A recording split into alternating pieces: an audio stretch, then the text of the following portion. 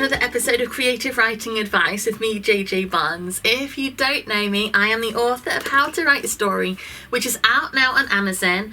I take you from the beginning of your story all through to the end, and I cover characterization tips, tricks, techniques.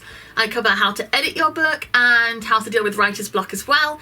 So hopefully, with this book, I can give you the encouragement and, I don't know, just confidence to get your story out into the world. Which is what I'm over here on YouTube doing as well. I'm taking different techniques and tricks, things that will help you. I break them down and I'm growing them. So you can follow how these are applied to story and hopefully then be able to use them yourself as well. So today I'm talking about how to write interesting world building. Because world building can be an incredibly important part of your story. Because the world that your story plays out in is the stage. If you were at a theatre, it would literally be the stage. It would be the surrounding things to your character, and it would influence your character. Because the world of your story, if there was no world, if there was just no world at all, and your characters were just interacting, they would be in a white box. And that's boring. You need an environment around them. You need history. I mean, if you are writing fantasy or urban fantasy, then the world building is essential, because otherwise, how will the magic work? How do the space travel happen? What monsters or creatures exist? Like, are the witches and wizards part of society like in Harry Potter but trying to hide their magic? Are they out and proud like the Avengers? Like, you need to establish for your audience how your story will work in the environment it's in, and that is called world building. Now, world building can be an incredibly boring and tedious experience for an audience. Because if there is a lot of history that has to be explained in order for the story to make sense, it will happen quite often in a way that's known as info dumping. So that is when you are like, right, readers or viewers, you have to know this.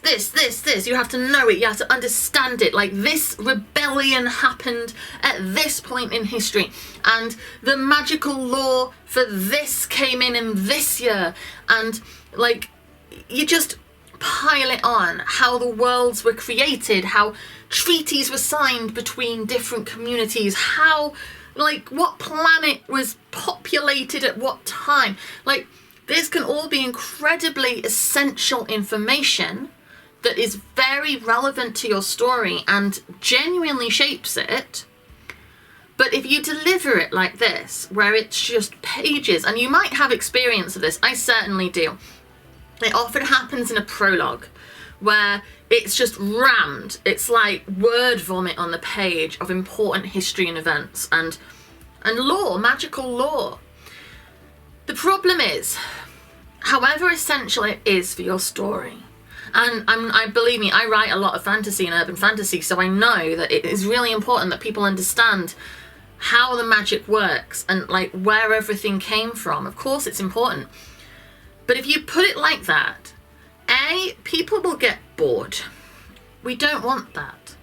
And B, they won't remember it.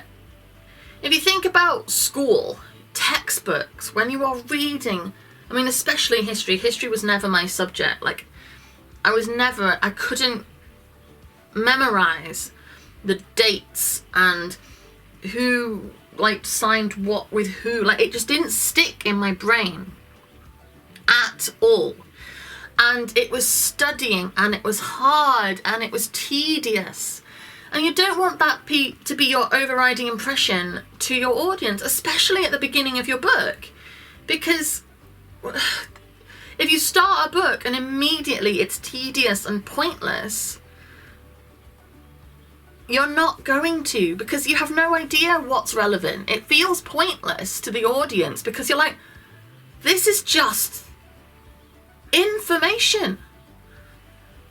Your world building has to happen in a natural and entertaining way. And if I think about history as an example, The history that I do remember, the stuff that does stick with me, the things I could talk about and write about, was the human history, the people, how those events affected actual people I could connect with and create in my head a story about. And that's why your readers have come to you for a story, not for a history lesson. So you have to find a way to deliver that information from your info dump, weave it into your story in a way that connects it to the people. For instance, so I wrote a book about mermaids.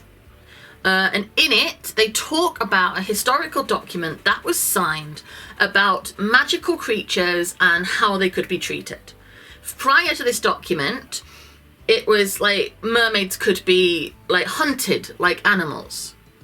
You know what I mean? Like they were treated like animals. This law came in that prevented that. So that is relevant to the story, because the story, the Mermaid's Curse story, is all about how mermaids are treated and being hunted and cut up. And it sounds really gruesome. It is really gruesome. But anyway, ignore that. Don't ignore it. It's very good. But ignore me talking about gruesome. What I mean is, if I had just at the beginning of the story given you the dates of these various events and laws and what happened and why it happened and the history of it, it would have been so tedious. Whereas when it happens, when you're told about it, it's in context. It's related to mermaids and witches that you have met and understood, and you get why that law is relevant and you understand why it matters. So that way it sticks with you. You're like, okay, I understand that, and it matters. So you have to find a way to do that too. Introduce the world around your characters by exploring it through your characters. Don't dump it on your audience. Make it connected to the people in that world. Now, if you're writing a fantasy story where you do need to find a reason to explain all of this stuff, you need an entry point character to be your POV character. So there's a lot of this character, that character. What I mean is, if you have somebody who is new to that world or inexperienced in that world, you have a reason to explain those things to them. In Mermaid's Curse, Lily and Saffron are new witches. Lily and Saffron didn't get their powers until they were 15 years old. So they are very new to this world that they're experiencing. So they don't know about that history. They don't know about the treaties. They don't know about the laws. So when they're explained it, there's a reason for the audience to learn it too, because they have to learn it too.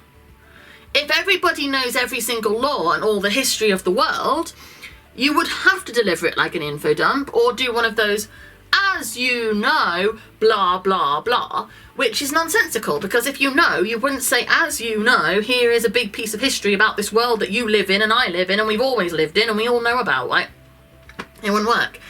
Your audience can't be talked to like they're stupid either.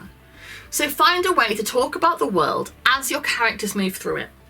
You don't need to introduce the entire history of the world you're writing in immediately. If it's not relevant to the story and the characters right now, it's fine. The world exists. It's bigger than the moment you're in. Your audience will trust you that it's bigger than the world you're in. Magic Rabbit, the first in that series, doesn't have anything about mermaids in.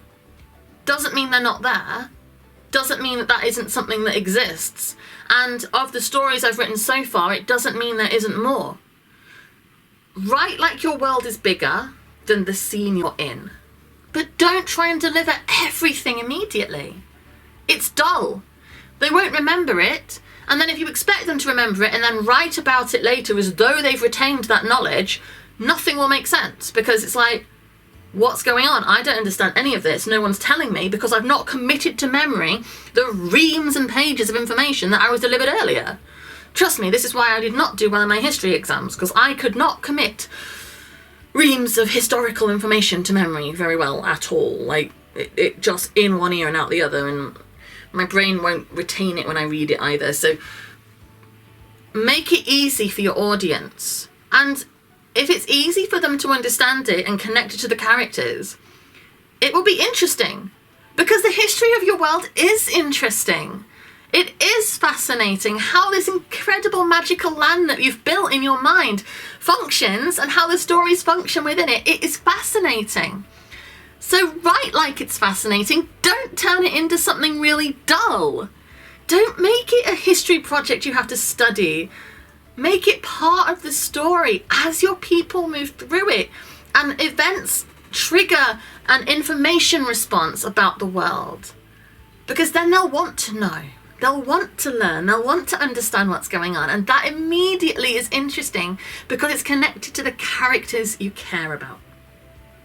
So I hope this has been interesting, and I hope it has been entertaining, and I hope it hasn't been a massive info dump of information. Hopefully. So thank you very much for watching another one of my videos. I hope it's been helpful. If you think about your POV character, your entry point character, think about Harry Potter. New has to learn what's going on. He has to ask questions. He has to discover the world around him as it becomes relevant. Think about in Charmed, the Charmed ones, right? I mean, I'm going back a bit in terms of pop culture, but I'm in my 30s. Charmed's a big deal.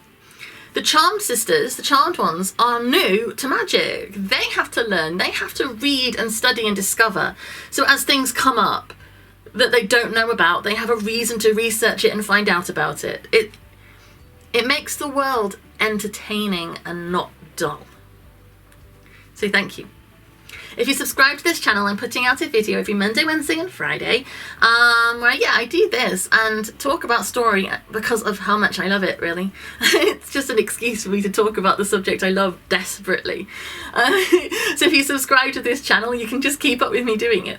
If you go to my website, which is jjbarnes.co.uk, over there you'll find links to all of my work, all of my books, my writing advice book that I talked about earlier, and all of the stuff I've got going on. There's also my social media, so you can come and chat to me, or you can drop a comment on this video. What story do you find the world building in brilliant or terrible? Like, we can always learn from great writers and study how it has been done in a really good way and improve our craft. I want to improve my craft all the time. So yeah, talk to me about what you've seen done really well or really badly, and we can look at it together. So thank you very much. I will be back again soon. Bye.